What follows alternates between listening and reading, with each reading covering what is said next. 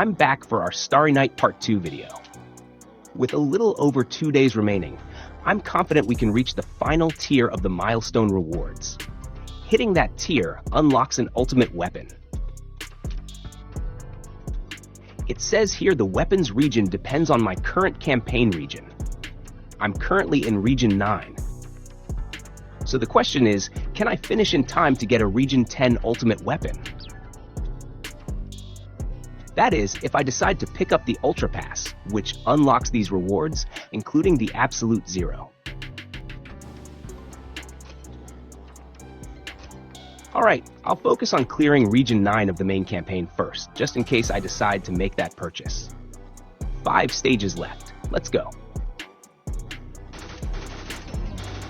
Region 9 has been really challenging, even with the Faerie AR and CB shotgun.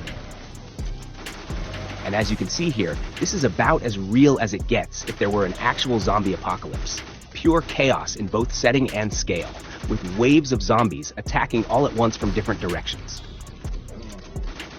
We need to play smart, pick our shots, eliminate the immediate threats, and carefully take down the more dangerous ones at the same time.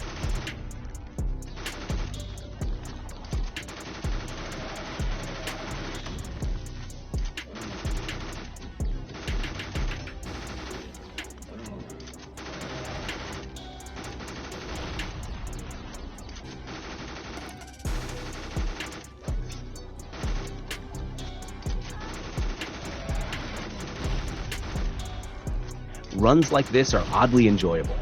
Let me know in the comments how you feel about missions this intense.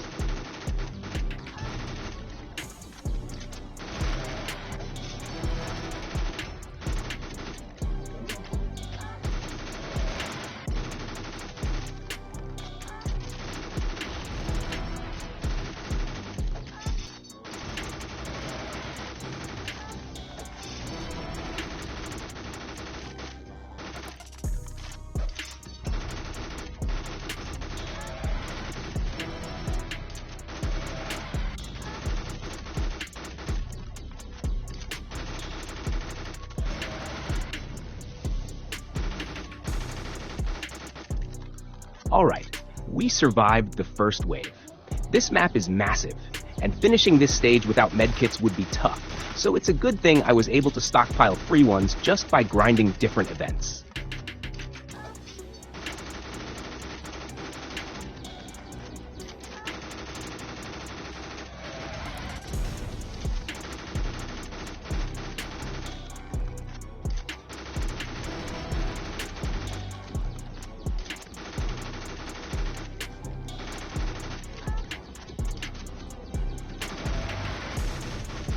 This new zombie was introduced earlier in this region. It's an elite that conjures a protective dome, giving nearby zombies a damage reduction buff. That means it needs to go down first and fast.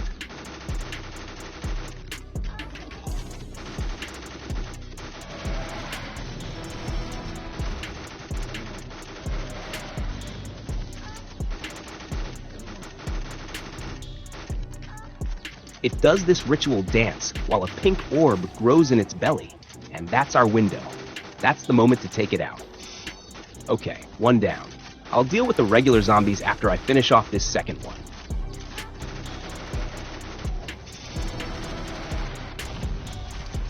Oh no, even with a medkit, that explosive hazmat wiped out all my HP.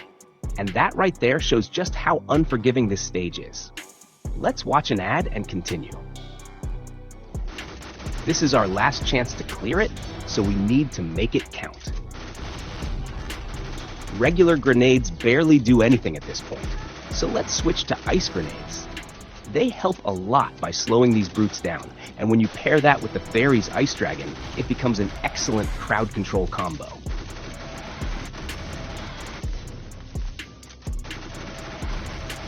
And with this many Ice Dragons triggering like this, it really makes survival a whole lot easier.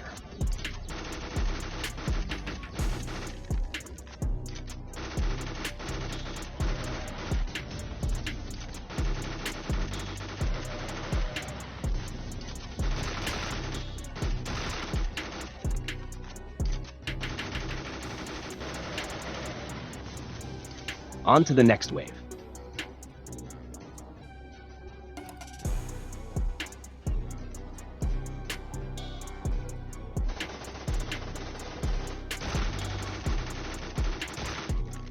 This wave is against human enemies.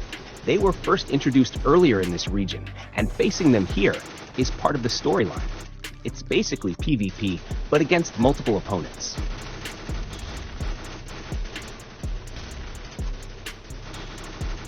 It's good to see that against these enemies, the Faerie's lifesteal skill from one of our gold attachments is activating. They're too far out, so it's time for the spider scope.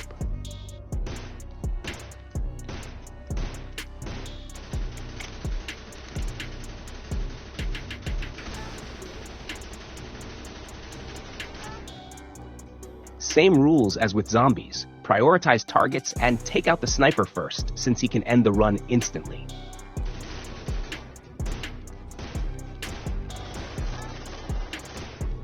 We're taking heavy fire here, so I need to keep a close eye on my HP and use a medkit if needed.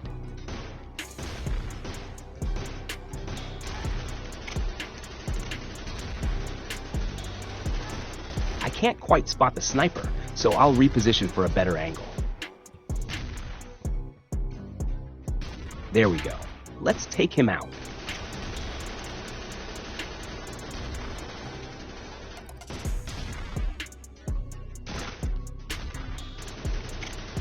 Next is the one behind me.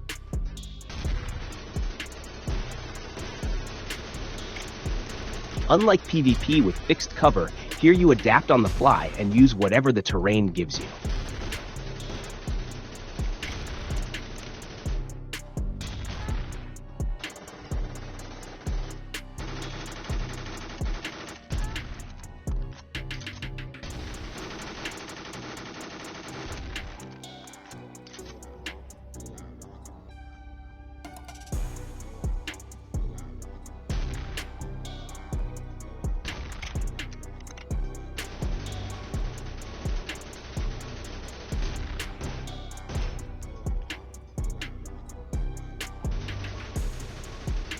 This looks like the last one standing. Let's finish him off.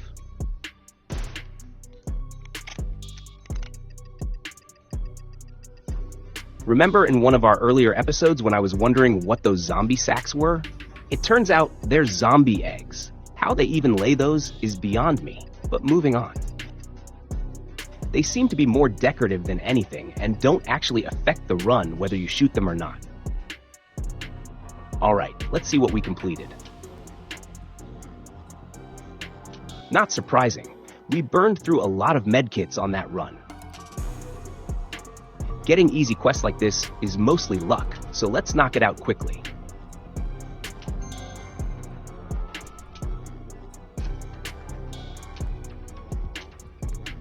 I didn't buy the raid pass, so the 2-drone raid boss quest isn't doable.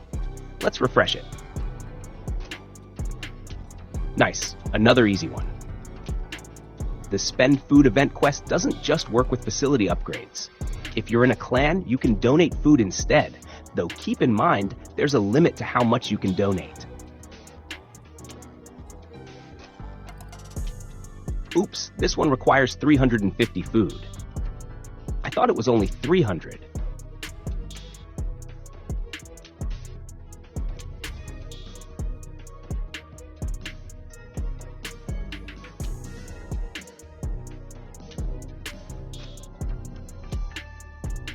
Another crate quest. We'll definitely take advantage of these easy refreshes.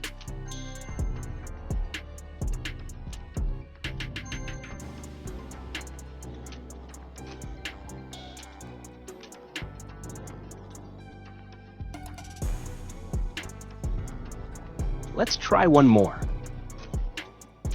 Looks like our luck just ran out. Stinking Zebra is closing in, and I'm still about 34k short of the final milestone reward. That makes the Ultra Pass decision a bit uncertain right now.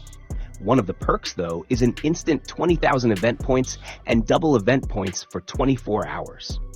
Realistically, that means I'd only need to grind around 7k more points to reach the ultimate weapon if I go for it. As for whether I'll actually buy the Ultra Pass, that decision will be made in Part 3, the finale of the Starry Night event series. So make sure to subscribe and ring the bell so you don't miss it. If you're enjoying the Zombie Hunter gameplay and the Starry Night event coverage, dropping a like really helps the channel out. This is Level 0 Dad, where Zero hopefully becomes a hero. Wishing everyone a Happy New Year. See you in the next one.